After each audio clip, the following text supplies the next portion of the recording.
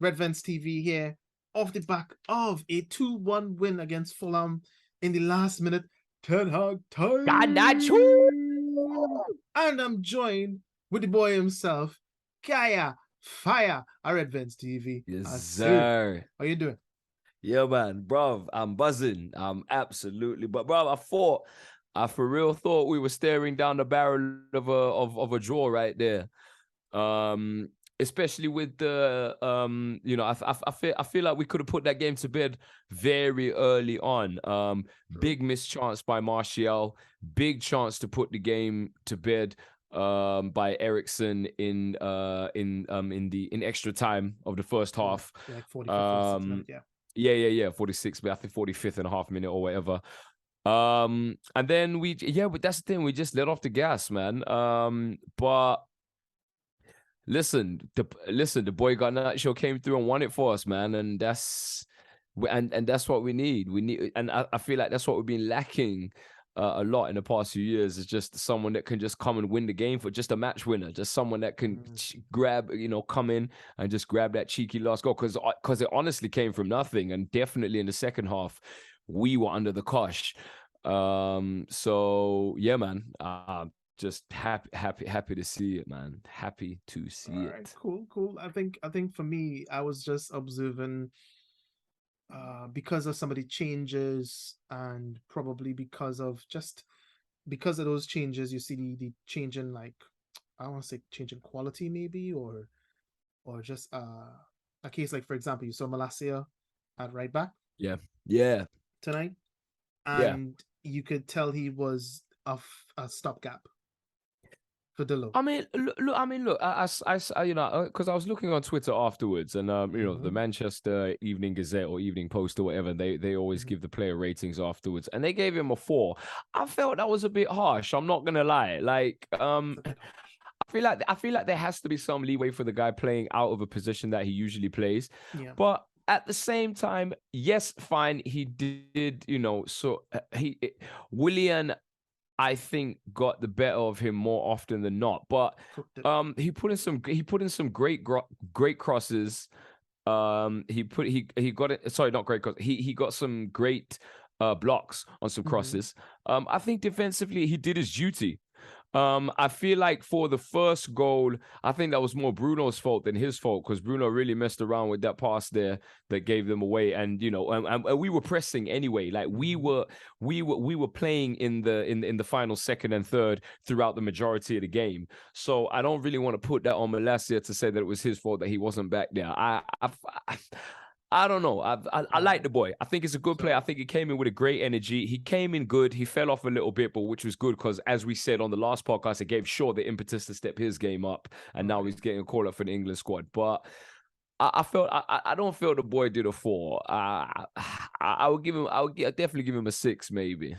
I would be teeter-tottering. I'd say a 5.5 or 6. Why I say that is this, right? So there was some positional unawareness that he got caught out more than once, besides getting cooked by Willian at least 3 occasions in the entire match.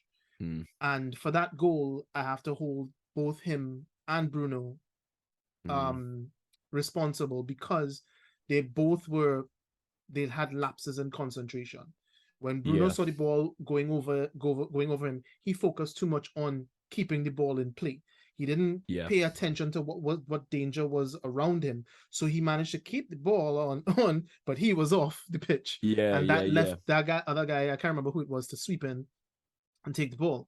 Malacia, on the other hand, in that situation, whilst helping him press, I think he found himself in no man's land in between, because Willian had remained wide and deep in our half. So it would have been kind of crappy or unfair to say, okay, well, as soon as the ball go up in the air, or you realize we may or may not get possession, to fall back and cover Willian. I still think that once he realized that the other guy, that Bruno had lost possession of the ball, he should have started to sprint right back to cover William, because what happened was he wasted a couple of a split second or so trying to decide whether he should go after the ball, try and cut off the pass, or run back to cover Willian. And in that moment's hesitation, that guy had the chance to make a decision and go with it. And then he was running uphill from there. From then on. And actually, Willian had a really good sight of goal as well. And I was actually, I saw it, when I saw it go high and wide, I was like, yo, 5 years ago, he buries that. Usually. Yeah. But the pass was really good. It was in between what's his name's legs? Lindelof's legs and And the finish was by none other than maybe got a little bit lazy. James. James. How you feel how you feel about Dan James, like, and his departure, with the most disappointed in his departure being Carlos Tevez and the least disappointing being Paul Pogba? From Carlos Tevez to Paul Pogba, how do you feel about his I think the least Paul departure? Pogba. I think it's Pogba. Why I say that is because here's the two examples. Did he play on the right most of the time this game, or the left? I wasn't too sure, but either way, he is a winger, right? Right. And why I'm okay with it is because yes, he got on the end of the score sheet today, but he would not get on the score sheet or make a solid contribution more times than not. Sorry, more times than making a contribution. He couldn't have done what Garnacho did today. That's exactly my point. That's the difference, because they both had a clear-cut chance at either creating a goal or scoring a goal, and his final ball, which we knew from the get-go when we had him, was always suspect, was always hit and miss, and that showed when he attempted to make the cross, he couldn't beat the first man. Garnacho, on the other hand, stayed high, stayed wide, isolated his I guess the fullback maybe who was covering him, and then played a 1-2 with the underlapping Eriksson. And proceeded to finish. And what a finish that was as well. And that's the difference in quality. So I would take a Garnacho in that situation over Dan James any point in time. So definitely Paul Pogba. I mean, let me check my pockets. Oh no, I'm sorry, I have no F's to give about Dan James. Oh, wow. Let's put it that way. That's how cool I am about it. He's our resident joker on the podcast here. No, but anyway, let me get back to the Malacia thing, right?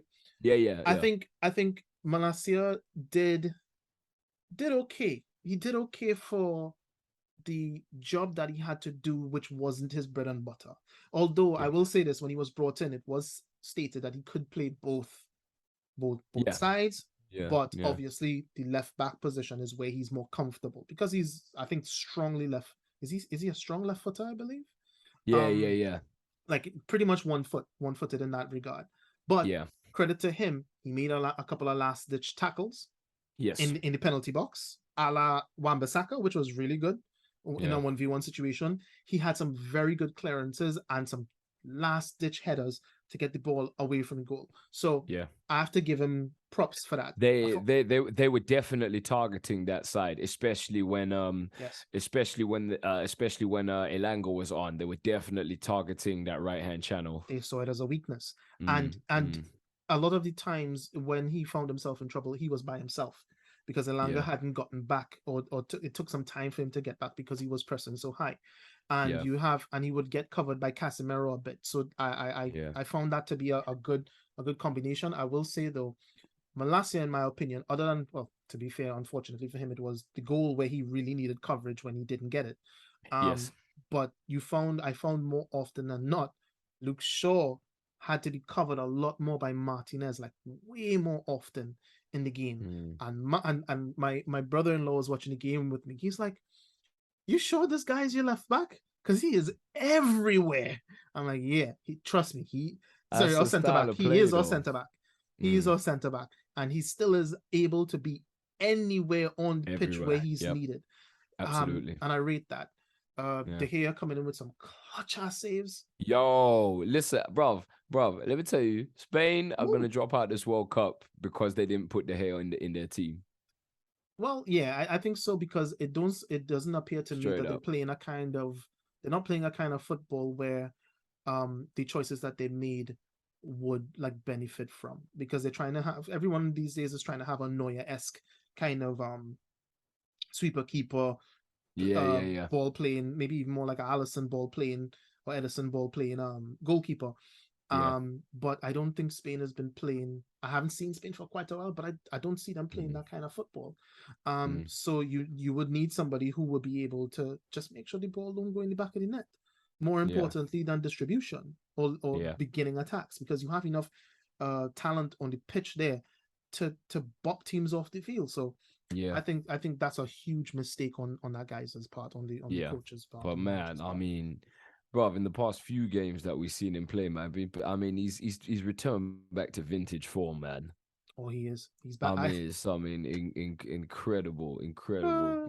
scenes, man. Again, with these Twitter beefs, I'll bring you on the next. I think this will have to happen every podcast. I'll tell you who I get in a Twitter beef. Let's go. Not really a bad beef, but just a matter of opinion. I'll you know what? Next podcast, I'll start naming names because I can't remember who it is this time around.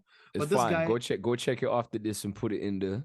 Put it in post. Yes. You know what? I was like, listen, this guy was I was just saying De Gea is back. And they're like, come on, man. This save, I think, was one of the previous games. It's like, that save was, standard, blah, blah, blah. I'm like, bruv.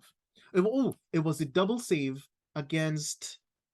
Who did we play before that? Not Tottenham. No, I think it was a Euro game.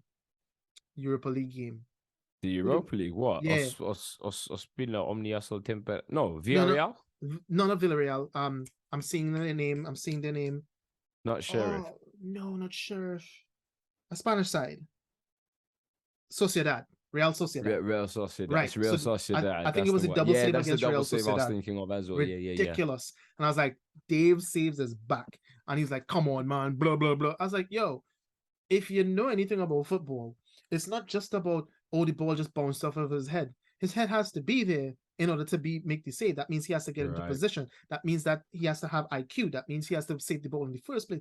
And I'm like, yo, you're stupid. At the end of the day, it don't matter.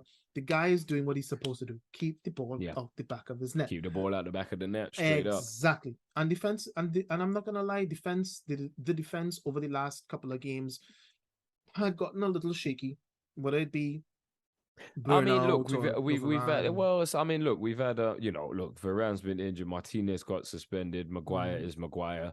Lindelof is, he's had to play right centre back, he's had to play left centre back, he had to be pushed out to the wing on the to the fullback. So that being said, this is the type of problems that that we would look at having, over the past 2, 3, 4 seasons, and we're guaranteed to concede. You know what I mean? It was definitely a momentary lapse in. I don't think everyone was at full concentration, but I mean, if we could still come onto a pitch not at full concentration, and I think we played a little more reserved today because we knew that our reserve, that our bench was, we didn't have a loaded bench. That's the thing. We only brought 8. We only brought 8 subs along with us. I mean, look, I want to give big credit to Rashford. Make it, as I'm about to make the point I'm about to make, is that the guy was still going all in 100% throughout the game. You know what I mean? Whereas, Ronaldo's pulled the sickie because he doesn't want to risk injury before his last World Cup. I get the suspicion Anthony's doing the same thing because, again, from Twitter, I have seen that he has been in training. Sancho, he didn't get picked anyway, so so fine, he must actually be injured because he'd want to get some minutes in the tank. But with a lot of players, I get the feeling that they're trying to save themselves for the World Cup, and then Rashi got bullied a little bit today. I'm not gonna lie, he got a few blows to the head. There was the one where he actually landed on his shoulder after the attack, and I was literally every time that he's gone, because of course, me being British, whatnot, I was literally ecstatic. When I saw that he was announced for the World Cup squad, because he was, he's been dropping in and out of contention over the past few months, especially after, what happened with, when England lost the Euro finals. But, he's found this. It did not come home. It went to Rome. But look, he seemed to have found his form under Ten Hag. And he's actually getting the service that he needs. So so full props to that. Let's shift a little bit to the other person who's actually had a bit of a revival, Anthony Martial. it's there. Don't get me wrong. I don't. But the thing is, I don't feel like his time at United could have got any worse. That's my thing. Like so? I think I think he needed to get a goal today, if not at least two. If you're playing up front and center with something to prove, the service was there, especially in the first half. The balls over the top were there. The defense was sitting really shallow and really flat. Yeah. Casemiro played some balls over the top. Shaw played some balls through the middle. Bruno played some balls through the middle. I feel like you got to at least sort your feet out and get on the end of that. The one where Rashford, where he did a 1-2 with Rashford, I feel like you just laces through it and go for goal. But he tried to take a touch and sort his feet out and tried to be clever with it. And I think that's a problem with a lot of our strikers now, is that you see strikers in that position. You look at someone like a Harry Kane. You look at someone, like Haaland. You look at you look at the front players, these big front players for the so-called top 6 teams. Yeah. And yes, fine. He is trying to get his confidence back, Martial. And I think the managers behind him, the teams behind him, and the fans are behind him. But I think just sometimes you just gotta be braver when we go for goal, man. Just like you're in the box, the ball comes to your feet, laces. Let me. That's my opinion on it. Yeah, my take on that is, I think that given the state of the squad right now and how we're playing, I think that what I value Martial for right now is the link. Well, two things. He needs to be more available, and if he's more available, I will value that more than anything else. Yeah, and I will also value his fitness. Yeah, I'm also valuing his link up play. It's something that we do not have when he's out the squad as a striker. Yeah, it means he brings a lot more of the other players into play. It means Rashford gets a chance to score. It means Garnacho. It means Santos or Anthony, Bruno or Ericsson. That's the front. That's half the outfield players that are linked up just by him being an efficient person with his back to goal, right? Yeah. So and we miss that when instead it's either Rashford there or Ronaldo there. Like we miss that completely, because then now these 5 or 3 front 3 are working, or 4 are working to try and get this one person, this focal point to score. Whereas when he's there, it becomes more of a fluid thing, which is more fluid. Which is more Ten Hag kind of thing, to my what I think.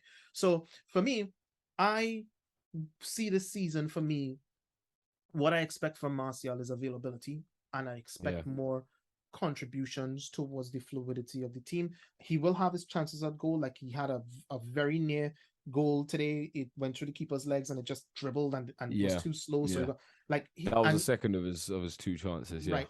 But it shows that he has the ability to finish. Like once, like it's to me. I would say the opposite. I would say it shows that he has the opportunity. He has what it takes to get into the positions, and to get into good positions, into good goal scoring positions. I just think his finishing is not there yet. I would say the opposite. Not yet, but he's a better finisher. I think even on his worst day, he's a better finisher than Rashford, in my opinion. Rashford, you see how you're saying laces? In where Rashford is concerned, I'm like, no more laces, please, because that's all he does, right? So it's just that's laces straight at the keeper. I think that's what comes with the confidence, though. Look, Rashford is definitely riding a high right now, and I think Martial is just trying to climb up back to where he was.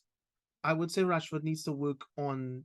It's almost like the opposite. Rashford needs to work more on being a bit more finesse. A bit more nous in how to score a goal and placement, and slowing things down and being calm in a goal scoring position. And Martial needs to get his head out his ass and really go for goals and take chances. Well, I think that a lot of this is going to be blown wide open next season because Rashford said he wanted to play more as more as a striker, more as a number 7, more as Well, look. Whether it happens or not, we'll have to see. You've got Garnacho, who's fighting for a place in the first team next season, which I definitely think he will get. You've got €100 million man, Anthony, holding down the other side. You know what I mean? So you know what? The York and Cole podcast, we may be looking at another York and Cole situation next season. If Ten Hag wants to go back to playing a more classic style, and having Rashford and Martial as a front 2. Which I would not be opposed to. But I think Rashford is definitely caught in between that center and that right channel at the minute. Like you can tell that when he gets the ball in the corner of the pitch, that he wants to. He'd much rather try and either go around or pass the ball back. And he did it a few times today. He stands on the ball, does a bit of footwork, and then cuts the ball back to either Shaw or Bruno, and then lets them cross it in. Or he'll try to play the 1-2 and really drive into the box, as opposed to where a lot of players that you'd see in that position, you just like, right, get to the corner, cross it. Right. So because that's both him, Anthony, Martial when he plays on the left, and Sancho, they're inverted wingers. So their main aim is to be Sancho's in the fold as well, So to me, I was like, Sancho, if there's competition for Sancho on the right, if we need him to play or whatever, I was also thinking like try him as a 10, because he has his main aim is to play that kind of football where it's link up play. But I think he really needs to get his thumb out. But you see but then you say play Sancho as a 10. Rashford is the 10. Yeah, but he's not a 10. Rashford to me is not a 10. He has a 10 on his back, but he's not a 10. I don't think he doesn't have that deft touch for that. I think he's more dynamic, he's more powerful. Whereas I would even say that Bruno is really good, but he also doesn't have that finesse and that tact. Like Eriksen is he's definitely become more bull in the china shopish, and there's definitely a lot more aggression to his football now, which I don't necessarily enjoy seeing. Like I don't see, like when he first came and he had that incredible breakout season for our midfield, and yes, fine, he was a great breath of fresh air to what was a very aging and just not a very good squad. But I don't see the joy within him anymore that he used to play with. That he played with in his first season. That's something I haven't like really looked into or even noticed. And now that you mentioned that, I think that if that is the angry case, Bruno. Yeah, if it is the case, I think it's because it seems like almost like he's the kind of person that is almost like a taskmaster. I would say it's almost like he's wants to be a Roy Keane, but he's not Roy Keane, in the sense that he wants to take people to task. He wants to hold up the end, everyone to hold up the end of their bargains and contribution to the team.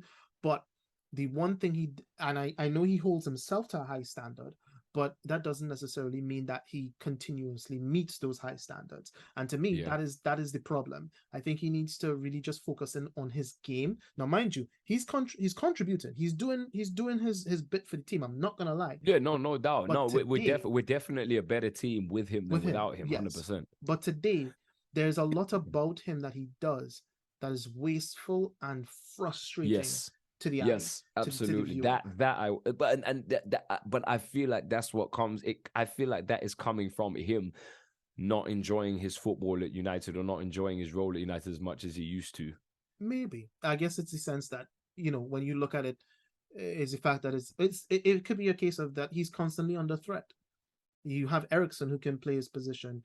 Donny van der Beek, who is like, bleh, but still he can go there on an off day. I don't know. I definitely think Bruno's position in the squad is pretty much cemented. Like, and I want before we finish off, because it's gonna have to be a short one today. Sure. But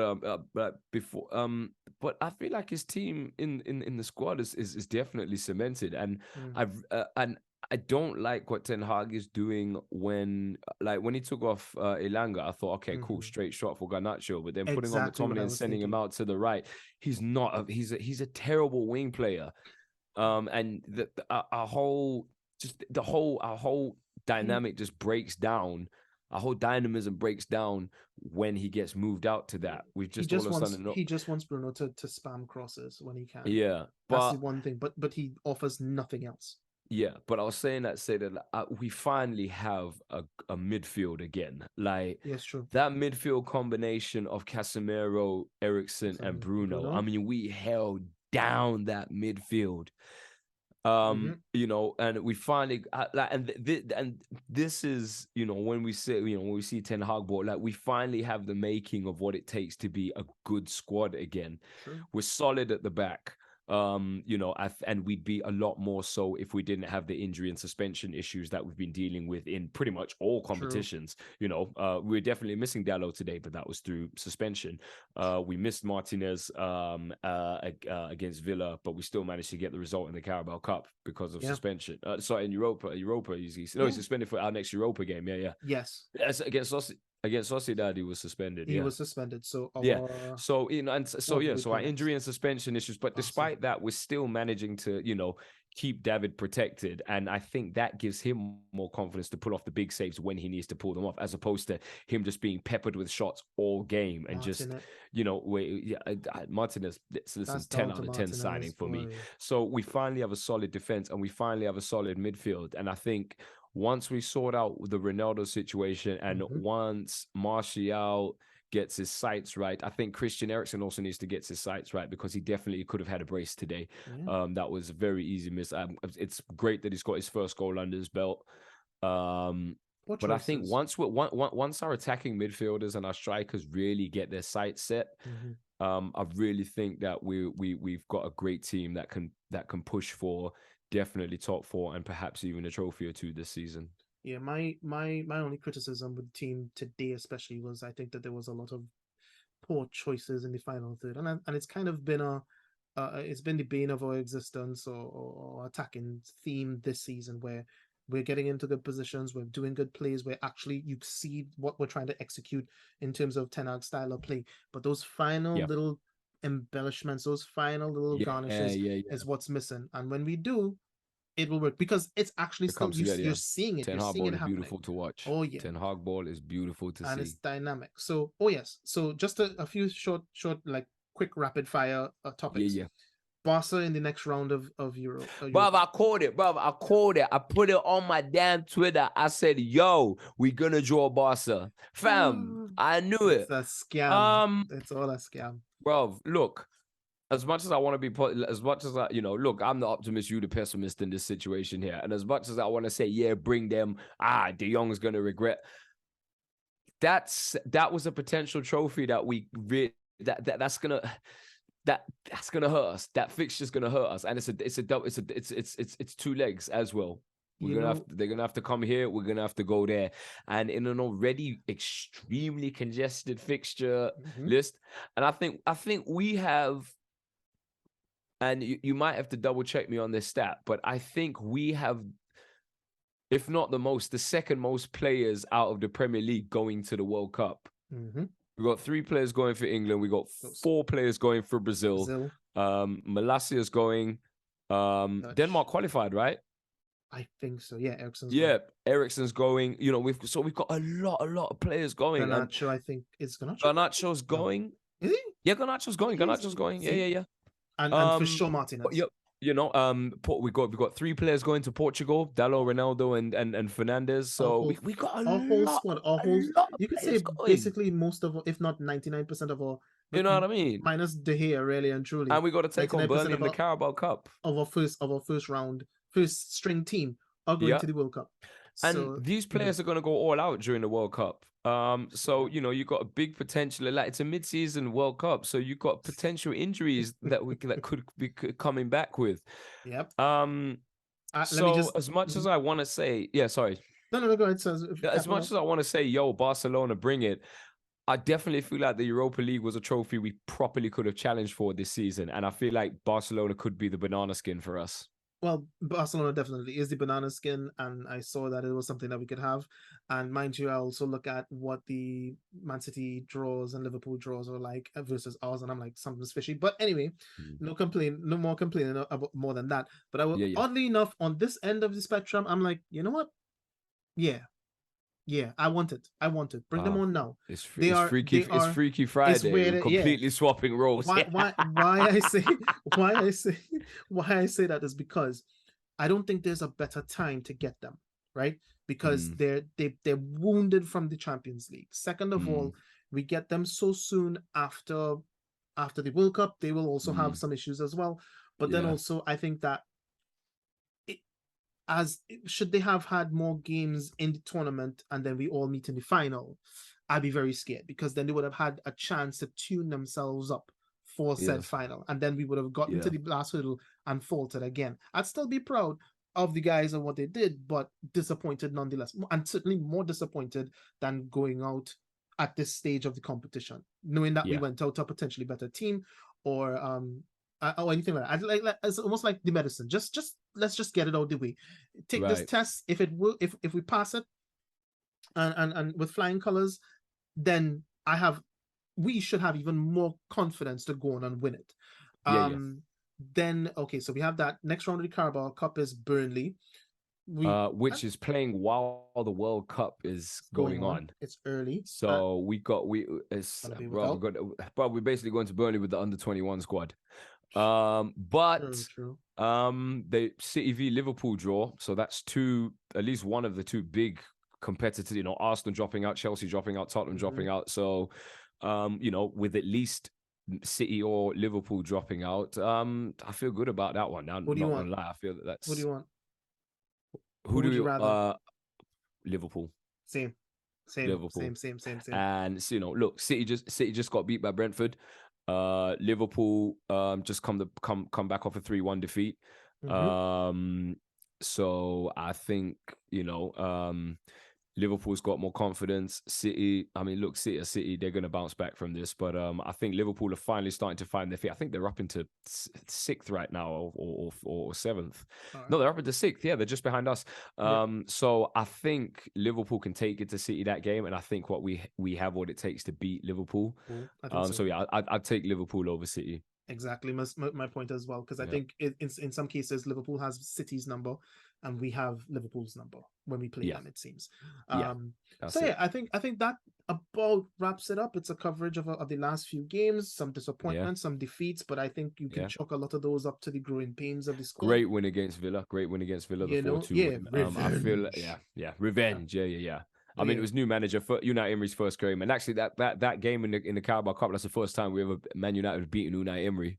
Oh, for real, indeed. Yeah. And the thing about it is, I think as well, we the fact that he's able to, almost like Batman.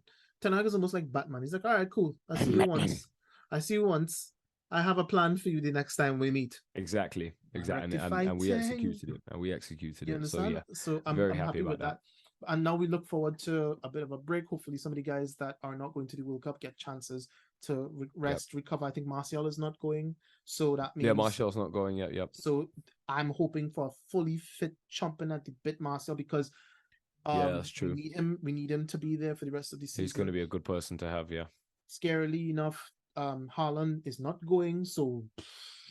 That's true. Netherlands, Norway, yeah? Norway didn't qualify. Oh, so...